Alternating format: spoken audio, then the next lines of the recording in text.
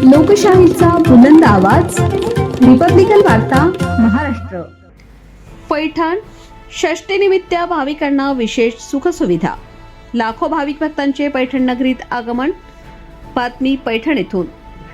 याबद्दल सविस्तर बातमी अशी आहे की नाथषष्ठी उत्सवानिमित्त हजारो लाखो नाथभक्त पैठण शहरात दाखल होत आहे. नाथांच्या भक्तीमध्ये न्हाऊन भानुदास एकनाथांचा गजर करत वारकरी पैठणच्या वाटेने आपल्या भक्तिमय भजन कीर्तनात मग्न झालेले आहेत. संपूर्ण महाराष्ट्रातून पायी दिंड्या नाथषष्ठी निमित्त पैठण येथे दरवर्षीप्रमाणे लाखोंच्या संख्येने यात्रेसाठी येत आहेत. यात्रेनिमित्त येणाऱ्या भाविकांना कोणत्याही प्रकारचे अडीअडचणी निर्माण होऊ नये याकरिता पैठण तालुक्याचे नवनिर्वाचित आमदार विलासबापू भुमरे यांच्या आदेशानुसार तथा नगरपालिका मुख्याधिकारी पल्लवी अंभोरे, नगराध्यक्ष विद्याभूषण कावसनकर, उपनगराध्यक्ष तुषार पाटील यांच्या नेतृत्वाखाली संपूर्ण पैठण शहरात नाथषष्ठी पार्श्वभूमीवर भाविकांना सुखसुविधा देण्यासाठी विशेष लक्ष केंद्रित केले आहे. पैठणच्या खेडोपाड्यातील, जिल्ह्याबाहेरील व महाराष्ट्राच्या कानाकोपऱ्यातून येणाऱ्या भाविकांच्या सुरक्षिततेसाठी शहरात ठिकठिकाणी पोलीस बंदोबस्त ठेवण्यात आला आहे.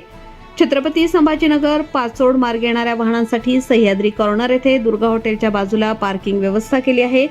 तसेच शहागड रोड, शेवगाव रोडवरील येणाऱ्या वाहनांसाठी गोलनाका येथे पार्किंग व्यवस्था केली आहे. अत्यावश्यक महत्त्वाचे व्यक्ती, शासकीय अधिकारी, कर्मचारी यांना पोलीस ठाण्यामार्फत पास दिलेला आहे. पैठण शहरामध्ये सर्वत्र ठिकाणी भगवे पताके, हरिनामाचा गजर आणि वारकरी संप्रदायाच्या अभंगांनी व संत एकनाथ महाराजांच्या जयघोषाने संत एकनाथ महाराजांची पावन नगरी भक्तिभावनेने अगदी दणाणून गेली आहे.